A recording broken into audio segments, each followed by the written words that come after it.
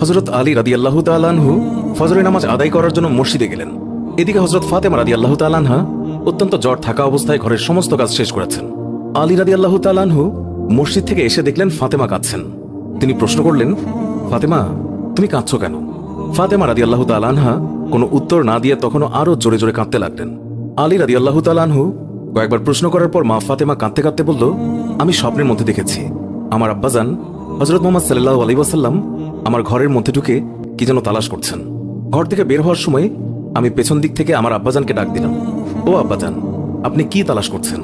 আব্বাজান তখন বললেন, ও আমার ফাতিমা, আমি তো তোমাকেই তালাশ করছি, তোমাকে নিয়ে যাওয়ার জন্য। আরো বললেন, ও আমার ফাতেমা, আজকে তো তুমি রোজা রাখবে, সেহরি করবে আলীর দস্তরখানায় আর ইফতার করবে আমার দস্তরখানায়। তখন হযরত আলী রাদিয়াল্লাহু তাআলা আনহু এই স্বপ্ন শোনার পর দুইজনে বুঝতে আর বাকি থাকলো না যে ফাতেমা ইন্তেকাল করবেন। দুজনে আরো জোরে জোরে কাঁদতে লাগলেন।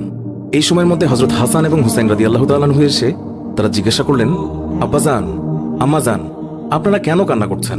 ফাতেমা রাদিয়াল্লাহু তাআলা আনহুর একটি অভ্যাস ছিল, যখন হাসান হুসাইন তাকে কোনো কাজে বিরক্ত করতেন তখন দুইজনকে নানাজানের কবরের কাছে যেতে বলতেন। আজকেও ফাতেমা বললেন, তোমরা দুই ভাই নানার কবরের কাছে যাও।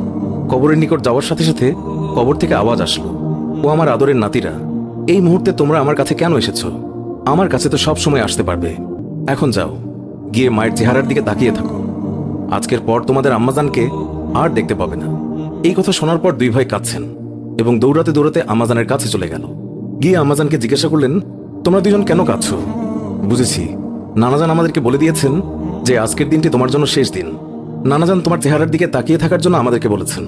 বিকেলের দিকে হযরত ফাতেমা রাদিয়াল্লাহু তাআলা আনহা তার শরীর খারাপ হলো, তাকে বিছানায় শোয়ানো হলো। মা ফাতেমার মৃত্যুর পূর্বক্ষণে হযরত আলী রাদিয়াল্লাহু তাআলা আনহু তাকে তিনটি কথা বলেছেন।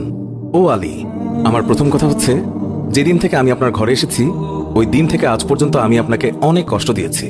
আপনি যদি আমাকে ক্ষমা না করেন তাহলে কি আমার কারণে আব্বাজান অনেক লজ্জিত হবেন। বলেন, আপনি আমাকে ক্ষমা করলেন কিনা? আলী রাদিয়াল্লাহু তাআলা আনহু তিনি তখন উত্তরে বললেন, ইয়া ফাতেমা, তুমি কি বলছো এগুলো? আমি তোমার যোগ্য ছিলাম না। তোমার আব্বাজান দয়া করে মেহেরবানি করে তোমার হাত আমাকে দিয়েছেন। বিয়ের দিন থেকে আজ পর্যন্ত আমি আলী তোমাকে ঠিকমতো দুবেলা খাবার খাওয়াতে পারিনি। ও ফাতিমা, তুমিই বলো, আমাকে ক্ষমা করেছো কিনা? তুমি যদি ক্ষমা না করো তাহলে আমাকেও কিয়ামতের দিন কঠিন শাস্তি ভোগ করতে হবে।